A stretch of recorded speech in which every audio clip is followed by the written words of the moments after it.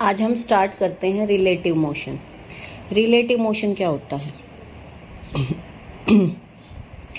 For a layman there is a difference between two concepts of mechanics, that is the rest and the motion. Layman एक scientist था, उसके लिए क्या था, difference था दोनों कॉन्सेप्ट में मैकेनिक्स के। एक तो जो रेस्ट पे काम करा है, एक मोशन में। When we say that the body is rest, we simply mean that body has no velocity with respect to another on which the body stand, जिसके ऊपर वो स्टैंड करती है। For instance say surface of earth, in reality the body is not at rest and it is partaking the motion of rotation of the earth about its axis. Body rest पे होती है अर्थ के respect में, लेकिन actual में वो नहीं होती है रेस्ट में, वो मोशन में होती है। And the motion of the whole earth along the ecliptic sun is not stationary. ये भी आपको पता है कि सन के अराउंड हमारी अर्थ भी घूमती रहती है। Thus there is no absolutely fixed point in the universe. इसलिए एक्चुअली में कोई भी फिक्स पॉइंट की एक जगह पे है और वहीं पे रह जाए, ऐसी इस दुनिया में कोई चीज़ है ही नहीं। Hence रेस्ट और motion of body is always relative to another body. इसलिए वो बॉडी रेस्ट में है या मोशन में है, वो डिपेंड करता है उसकी रिलेटिव बॉडी पे, कि वो उसको किसी, मान लो तुम दौड़ रही हो, तुम्हारी फ्रेंड भी दौड़ रही है, तो अगर सेम स्पीड में वो दौड़ रही है तो तुम उसके लिए रेस्ट में दिखोगे। ठीक है, तो इसका यही कहने का मतलब है कि वो रेस्ट में मोशन में है, वो डिपेंड करता है अनदर बॉडी पे। It can in case when the other body is not mentioned the reference is always to a fix point. लेकिन अगर हमारी दूसरी बॉडी नहीं गिवन होती है तो हम उसको फिक्स पॉइंट मान लेते हैं, origin on the surface of the earth, earth के सरफेस पे ओरिजिन उसको मान लेते हैं।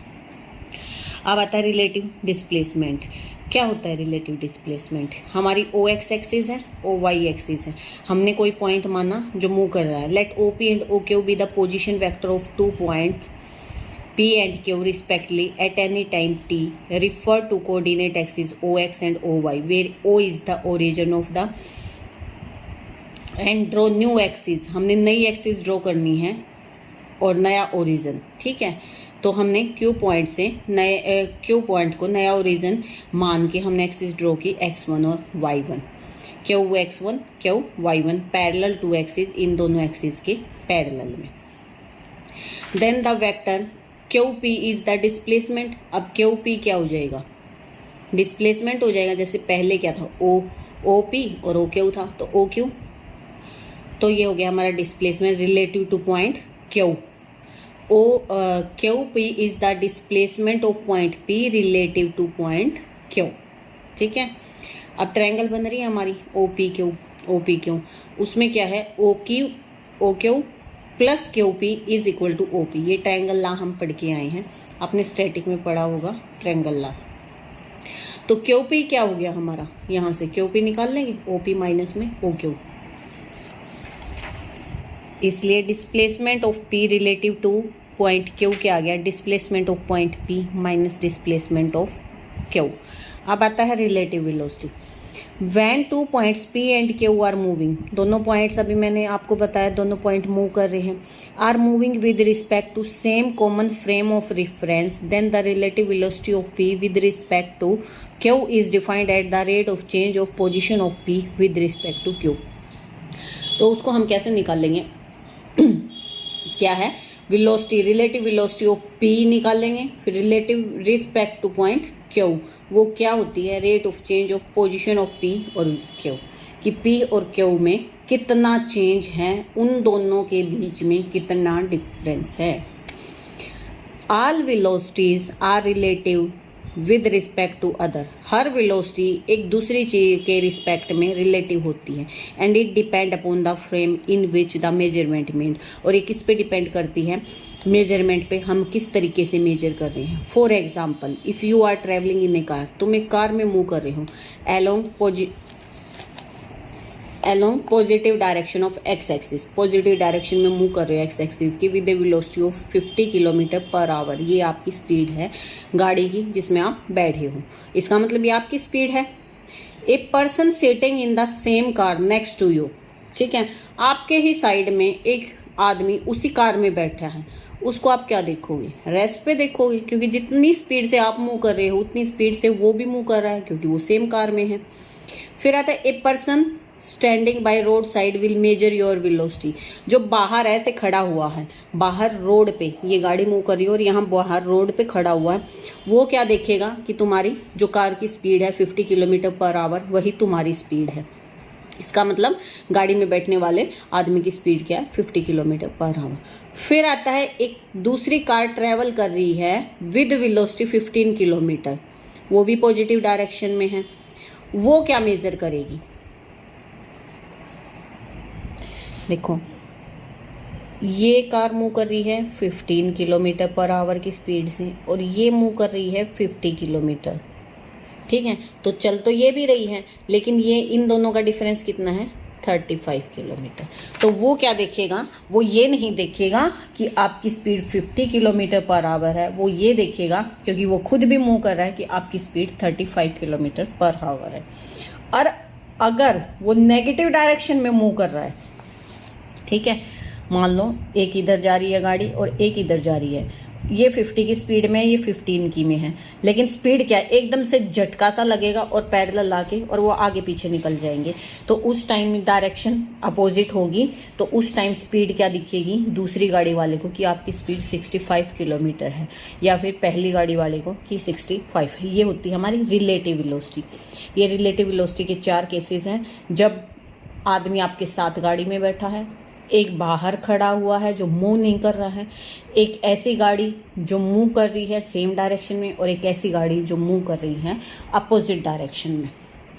हम बताते हैं डिटर्मिनेशन ऑफ रिलेटिव वेलोसिटी। हमने मान लिए 2 पार्टिकल्स हैं P Q moving with velocity U and we be represented by A B and C D. ठीक है, रिस्पेक्टिवली। एक तो ये है सी डी और एक है ए बी। इसकी वेलोसिटी u है, इसकी वेलोसिटी v है। थ्रू ए से हमने ए ई ड्रॉ किया equal and parallel to C D के पैरेलल में, और ज्वाइन कर दिया फिर e और b को। Then the displacement of the point p and q in time t, तो क्या हो जाएगा? ए बी और हमारा सी डी। इसके पैरेलल ये हमने ड्रॉ किया है ना, ये ट्रायंगल, तो जो ये वेलोसिटी वही ये होगी, क्योंकि ये इसके पैरेलल में है। तो ये हमारी किस किस से रिप्रेजेंट हो रही है? ए बी और सी डी से। सिंस ए ई किसके इक्वल है? Is equal and parallel to C D. A E equal भी है और पैरेलल भी है, so the displacement of point Q can also be represented by A E. कर सकते हैं ना हम सी डी को ए ई से रिप्रेजेंट, क्योंकि इक्वल है भी है और पैरेलल भी है। Hence E B is the rate of change of position of point. इसलिए ई बी क्या हो गया? E B rate of change. हमने यही किया ना, ये पॉइंट यहाँ से यहाँ पहुँचा, एक यहाँ से वेलोसिटी से पूछा, तो इसके रिस्पेक्ट में हमें निकालना है। तो the displacement of Q V represent, तो E B is the rate of change of position of P with respect to Q. Rate of change of point P with respect to Q. ठीक है, अब E B is relative velocity of point P with respect to Q. Now triangle हमारी जो बन रही है उसमें क्या है? E B is equal to E A plus A B. अब ई ए पोजिशन वेक्टर हम कर रहे हैं, ई से ए, लेकिन डायरेक्शन क्या है? ए टू ई है, इसलिए वो माइनस वी आ जाएगा। ठीक है, क्योंकि ई से ए निकाल रहे हैं। ए बी प्लस यू, ये आप वेक्टर कैलकुलस में पढ़ के आए होंगे, यू माइनस वी।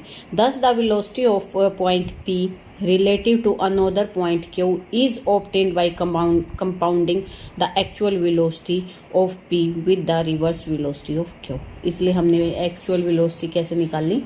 माइनस में। relative velocity is called apparent velocity, इसको apparent velocity भी कहते हैं। where the observer is the one of the two moving bodies। observer क्या है? 2 चलती हुई bodies में से एक है। नेक्स्ट आता है expression for the magnitude and direction of relative velocity. Magnitude और डायरेक्शन कैसे निकालते हैं रिलेटिव वेलोसिटी का? Let O X and O Y V, O X और ओ वाई हमारी 2 एक्सिस हैं। Consider 2 particle P Q move कर रहे हैं in a plane with velocity. किस वेलोसिटी से?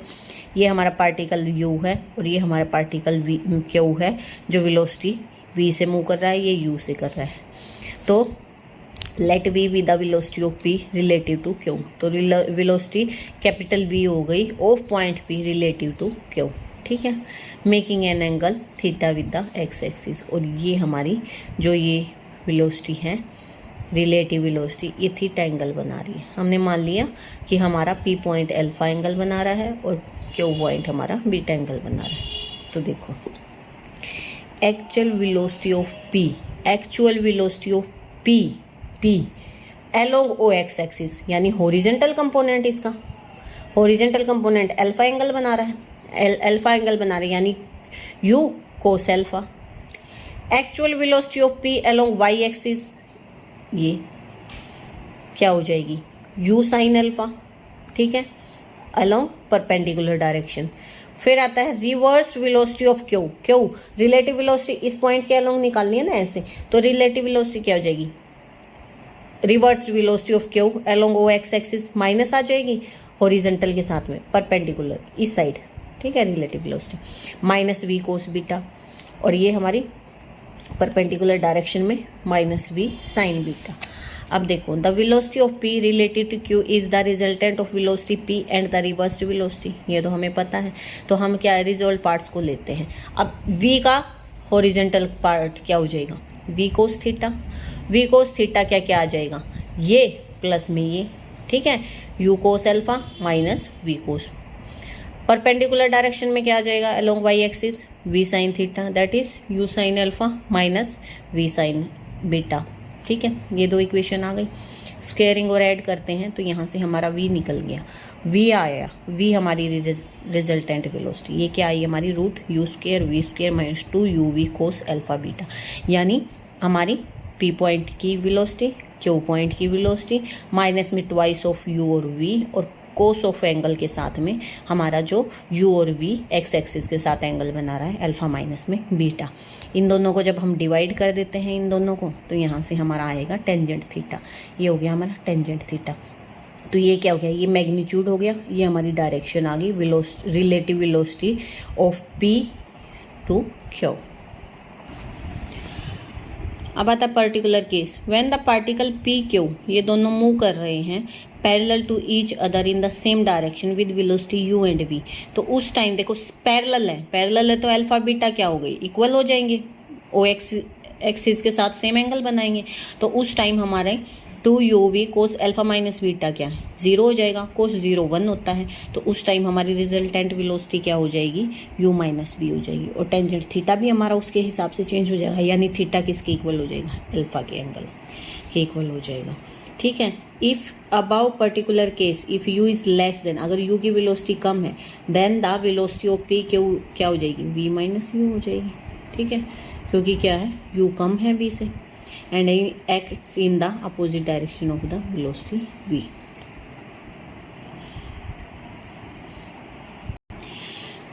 नेक्स्ट देख लो, ये using parallelogram law of velocities, parallelogram use करते हैं, लॉ यूज़ करते हैं वेलोसिटीज के लिए। Let u and we be the velocity of point p and q respectively, let alpha be the angle between the velocities u and v, u और v velocity है, alpha इनका angle है।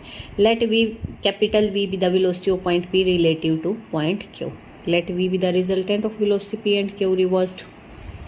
The angle between the velocity of p and q is reversed as 180। हम इसको reverse direction में लेते हैं, reversed, ये u है रिवर्स डायरेक्शन में। तो देखो ये पूरा एंगल 180 है, ये रिजल्टेंट मान लिया थीटा बना रहा है, ये हमारा क्या बचे, ये अल्फ़ा है, तो ये बच गया हमारा 180 माइनस अल्फ़ा। अब कंप्लीट कर लें पैरेललोग्राम को हम, इस पॉइंट को इनको मिला के, ठीक है। देखो resultant of A B and A D, A और बी और ए और D is along the diagonal A C is represented by this formula. Angle change हो गया 180 माइनस अल्फा। ऐसे ही हमारी डायरेक्शन मैग्नीट्यूड डायरेक्शन निकल जाएगी, मैग्नीट्यूड हमने पीछे निकाल लिया। फिर आता है relative acceleration. When the two particles p q are moving with respect to same common frame of reference, then the relative acceleration of point p with respect to point q is defined as the rate of change of velocity p with respect to q। हमें पता है acceleration क्या होता है, तो उस time हमारा v क्या है, u माइनस v है, अगर हमारा पैरेलल में मूव कर रहे हैं।